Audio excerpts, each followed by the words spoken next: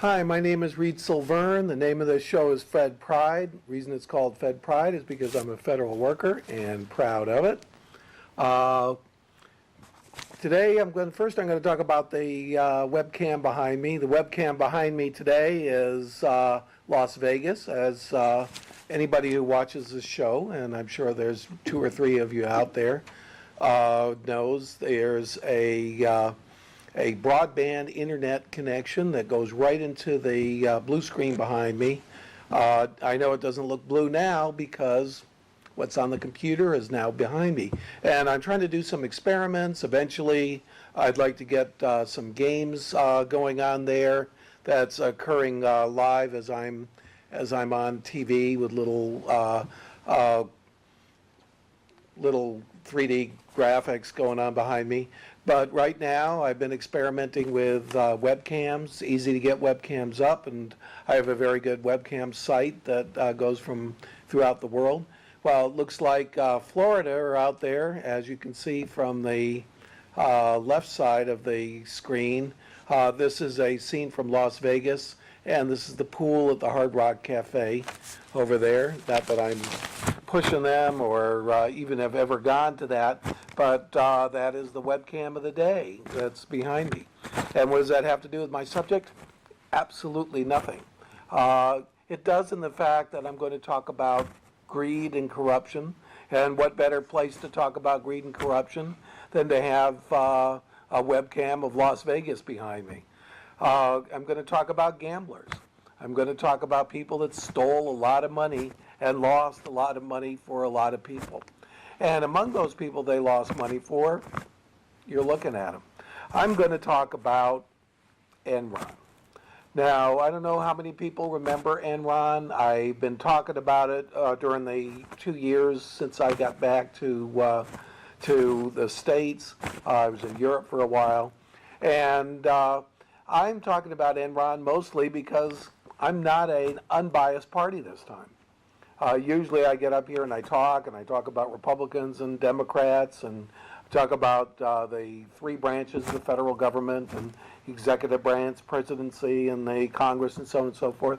And all that's going on today, too. There is kind of a mini crisis going on because a congressman got raided, found $90,000 in bribe money in his freezer, and they went into his office in the congressional office building and took his records. And that is, of course, possibly a violation of the balance of powers and the separation of powers between Congress and the executive branch, of course, and the FBI is part of the executive branch. Am I going to talk about that? Maybe later if I run out. What I'm going to talk about are the 2 executives of Enron, which was the nation's largest natural gas company up until 2001, and which went bankrupt and actually lost, just disappeared, $60 billion of value. Everybody who had Enron stock, and I did, wasn't my #1 stock, but it was enough for me to personally lose some money. And as a result, not only did I personally lose some money, I'm personally irritated about it. And I'm really, really happy because the 2 principals of Enron, the founder, his name is Ken Lay, and the CEO, whose name is Skilling, Jeff Skilling, were found guilty and are probably going to spend at least a minimum of 10 years in jail and possibly the rest of their lives. And if anybody deserves it, it's them. They were completely amoral about things. They lied, they cheated. When they knew the company was going downhill, they were selling the stock and encouraging their own employees to put their retirements into it while it was collapsing. They were cheats and thieves and liars, and it's just wonderful to see that even after 4 years, and I don't think it should have taken 4 years, because within a year, some of the principals of the entire scandal had already pled guilty. And it was really pretty open and shut when you narrowed the case down. Well, what was this all about? Enron was the largest, not producer, but transporter of natural gas in the world. And they basically had set up a website where they could trade natural gas just like they do other commodities, like pork bellies or copper or gold and silver on all of these commodities exchanges. And they had set it up even more efficiently than the commodities exchanges because they had set it up on a website. And it seemed just like a wonderful thing. And instantly they were making lots and lots of money. Why? Because not only did they control the market and the equivalent of the stock exchange for natural gas futures, but they were the largest actual transporters and one of the largest producers of natural gas in the country.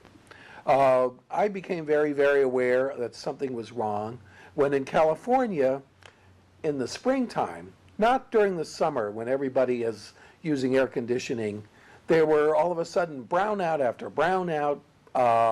The entire electrical system was going down. Of course, in California, which has a lot of pollution, most of the electrical plants are run with, you guessed it, natural gas. And it ended up that there were only 3 natural gas pipelines going into California, and one of those pipelines was controlled by, you guessed it again, Enron. And Enron had set up another one of these trading centers in electricity and had lobbied through a law in California to allow an auction, an hourly auction of electricity, and to force all of the really, really major SCE and PG&E, which is Pacific Gas and Electric, to actually sell off their electricity producing plants and just become the receivers of electricity, almost like victim. Well, they were a victim. So what was happening is the different producers of electricity would bid on this auction, hourly auction, what the demand for electricity was. And if it was too high, then of course the price would be allowed to spike. So what was happening is all of a sudden, on a certain day at a certain time, all of a sudden there'd be a shortage of electricity, not today, but the day after tomorrow, predicted by who? The people that were bidding. And the price would go from, $25 to $3,000. And there would be a panic, and there would be a terrible shortage of electricity, and there'd be brownouts and so on and so forth. Well, years and years later, after Enron collapsed, it ended up that the Enron traders were actually calling Duke Energy and Dynergy and the companies that had these electric plants and would feed electricity into California and telling them to close their plants down for maintenance at certain specified times in order to create an artificial shortage of electricity. And the result was that the governor of California entered into these long-term contracts with these electricity producers in order to guarantee sources of electricity at 10 or 15 times the real value of electricity. The minute this whole scheme came to an end, of course, it collapsed. And that governor was named Davis, and he was basically overthrown in a recall election and replaced with Arnold Schwarzenegger. But by that time, the real culprit, Enron, had already collapsed. Now, is that the source of this collapse? Absolutely not. Is that the fraud that these 2 guys were indicted for? Absolutely not. It just happens that they have some of those Enron traders on tape talking about how they're making money and little old ladies are going to freeze tonight, and they didn't care. So that's just one incident. The main thing that they were doing is they had a accountant who was the controller. His name was Fastow. I think he was the treasurer. And what this guy was doing is Enron was constantly reporting higher and higher and higher earnings, and which is funny because they were a trading company. When you trade, of course, you take a risk. Even the big guys, the hedge funds, they take a risk. Sometimes they win, sometimes they lose. They're supposed to have hedges against the times that they lose. Well, what Enron was doing is they were taking all of their assets, they were reporting them on their financial statement, and these are the financial statements that fools like me use and bring up on Quicken.com or whatever, Citigroup or whatever, or our stockbroker. And we look at these financial records and they say, oh, wow, these guys have good earnings. I'm going to invest in them. However, it ended up that Enron were lying about their earnings. How'd they lie about them? Because they're supposed to have auditors. Their auditor was Arthur Andersen. Well, what they were doing is, Arthur Andersen was in it with them, and they ended up getting convicted and destroyed as a company, even though the conviction was later overturned on a technicality. And they, on top of that, had illegally shredded all of Enron's records when this came out. So that's one of the problems. But the main problem is that they were taking all their assets, and they were reporting them on their financial statements. And then they were taking all their liabilities, which is what you owe, and they were giving them these liabilities, what you owe to partnerships that were getting partners to buy it out from Enron. Now the question comes, who in his right mind would buy nothing but losses? So you had Enron over here, and they made $1 billion, and then they would take what they owed, which was $1.1 billion, and they put it in a partnership. Now, what kind of fool would buy $1.1 billion in losses? Well, the fact of the matter is the fools included the University of California, CalPERS, which is the California, it's the state employees retirement fund for the state of California, which is called CalPERS. I'm not sure what the PERS stands for. And the biggest investor in these losses, and they're just losses, they're just things you owe. It's like it's like me taking my credit card debt and saying, I'm putting my credit card debt into a partnership. Why did you buy my credit card debt and pay my credit cards for me? Well, nobody in his right mind would do it, but Merrill Lynch put millions of dollars of investors' money in these things. Why did they do that? Because they were promised that Enron would create another partnership, buy out the previous partnership, and double everybody's money. And they did, except that they requested that all the investors throw the dice again and let it ride for another double. Well, trouble happened. And what was this trouble? Trouble was CalPERS, California Employees Pension Fund, Pension and Retirement Fund. And the person who was in charge of that put in $50 million and expected to get an extra $50 million. Not only his original $50 million, I think he put in 25 and wanted to double it to 50. And he said, okay, here's the $25 million. You say you're going to double it. Then Enron came back, or Fastow, and said, okay, it's doubled now. Magically. How is it doubled? Well, they went and got other investors, probably Merrill Lynch and more of their investors, to buy it out at double. And they backed up these fake partnerships with new markets. So they created this market for natural gas. Now everybody can go look up how much natural gas is. You know, it's $20 per million BTU or whatever it happens to be. Then they did the electricity, and it was a little bit harder to look up because it was always moving. And some days it was $3,000, and some days it was $30. Then they went and created a new one, and it was called broadband connections. Just like the internet connection that's behind me, when the internet was relatively new back in the 90s, what they would do is they'd create these broadband connections, and of course Enron would go and they buy 100 million broadband connections. Well, a broadband connection is probably worth about a millionth of a penny. Nobody knows what it's worth because broadband hadn't even come out yet, really. except for a few big businesses that had it. Now it's everywhere, and you can see that the scene behind me is actually changing live because it's on broadband, and that's on this live webcam. So what they were doing is saying, well, broadband connection is not worth a penny, or it's not worth a hundredth of a penny. It's worth $100. And of course, there's no market in it yet. Nobody's ever bought any. Nobody knows what they're worth. So they would say, I am pledging 100 million broadband connections against this $1 billion worth of pure, utter losses, and then I'm going to double your money and buy you out. And there's other suckers who invest with Merrill Lynch and these other big companies, and they'll come along and they'll buy it at double.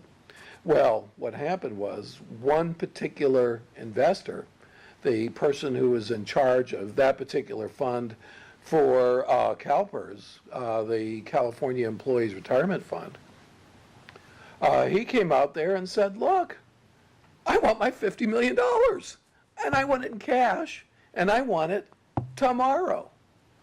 So they had to go scraping around and really do a fast one in order to collect $50 million, not in broadband connections, but in real money. And they did actually buy this guy out. However, it put a lot of stress in it because they had another, broadbands were pretty much all used up, and they had another market they were bringing in carbon dioxide exchanges. Well, what is a carbon dioxide exchange? The whole idea was, and this is funny because Ken Lay, first of all, was a big backer of Bush. His house was the origin, the first fundraiser for ARMPAC, which was Tom DeLay's PAC, or Tom DeLay's fund that he was funding all those other congressmen in, and all those little scandals that were occurring as a result of it. That started in Ken Lay's house. And on top of that, Ken Lay's #1 lobbyist was Jack Abramoff. So all these scandals kind of fit around and had almost as a founder Ken Lay of Enron. So what was the next big market? Next market was CO2 trades. Now, oddly enough, you think that this is more Al Gore than George W. Bush, and it should have been, because there was this thought that global warming could be controlled by having each company say, here is the amount that you can put out of greenhouse gases being carbon dioxide and other things that are put out, for instance, by cars, by electricity producers, electrical plants, so on and so forth. Anything that burns oil, natural gas, or coal produces CO2, and they were going to make a market out of it so that they could trade back people that don't pollute as much as they get credits for, could sell those extra credits to other companies that pollute more, and the net result would be a lowering of greenhouse gases. Well, what good old Ken Lay and Fastow and the people putting these partnerships didn't realize that even though they had helped get George W. Bush into power, George W. Bush didn't believe in global warming. That was Al Gore's thing. So when they tried to push through a bill, and this is really funny because the very, very aggressive lobbyists for Ken Lay and his group, among whom, at least for a while, was Jack Abramoff himself, were pushing a liberal agenda, which was these trades in global warming, and limiting global warming by trading these CO2 futures. And of course, what they intended to do was to value these CO2 futures at a tremendous amount, use those as the collateral for the next doubled partnership that took all of the losses, plus any new losses that Enron was going to show, off their books so that only the assets would show, and Enron would appear to have these magnificent earnings. So that was basically what they did. Now, is that what they got convicted for? Little complicated. That's what Fastow, the treasurer, got convicted for. That's what the lower level guys got convicted for. But they were very, very clever when they decided to take down Ken Lay, the bosses, because the two bosses said, oh, you know, we just run this company. We're just the founder and chairman of the board and the CEO, the chief executive officer, the president of this company. We don't know what's going on. How could we possibly know what's going on? So what they did is they charged them with lying to analysts. Now, whose are the analysts?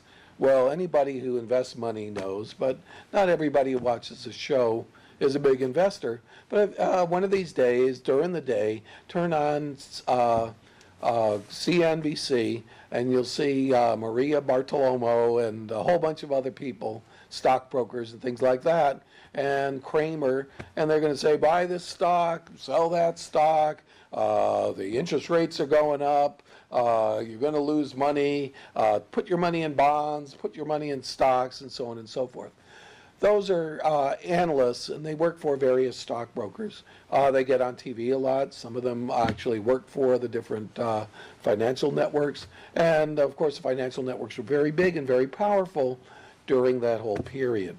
So Ken Lay and Skilling, after Enron was already losing money, and as they were about to actually for the first time, because they were unable to lay off these losses anymore, because let's face it, they got caught.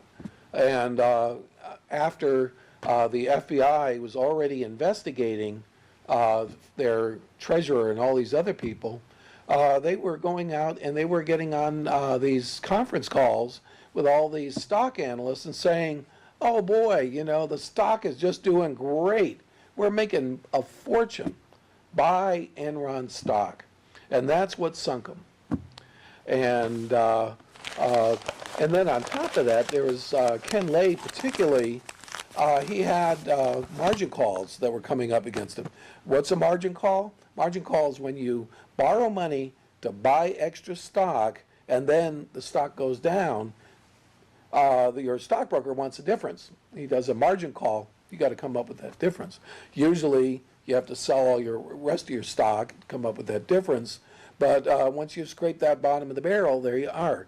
So what Ken Lay did is he had the company that was going down the drain, put up $100 million just so that he could borrow it if he ever wanted to. He could borrow it for any reason he wanted. And of course, he was mostly borrowing it to cover margin calls, but he also borrowed the last $1 million the day before the stock went down to $1. He still took another $1 million, emptied out that account, and paid off his house, his mansion, so that if he himself went bankrupt, they couldn't take his house away. So there you are. That just shows you how absolutely greedy these two people were. And they lied. The other guy, Skilling, he sold $70 million in stock and forced sales of $70 million in stock, pure profit, as he was going down and right before he himself quit. And then his best friend committed suicide rather than face the music. So this whole thing was pretty horrible. All the employees lost fortunes. Anyway, Ken Lay got convicted of 9 counts, 2 counts of wire fraud, 5 years each, and 3 counts of securities fraud, 4 counts of bank fraud, that totals 10. And Skilling got caught with 19 counts, but he got off of 5 of 6 counts on insider trading. And most of it were lying on accounting forms, which of course is a crime, up to 10 years each, and false statements to auditors, and 1 count of insider trading. My name is Reed Silverne. I am real glad they're going to be in jail. Name of the show is Fed Pride. The reason it's called Fed Pride is because I'm a federal worker, proud of it, and hope you tune in some other time.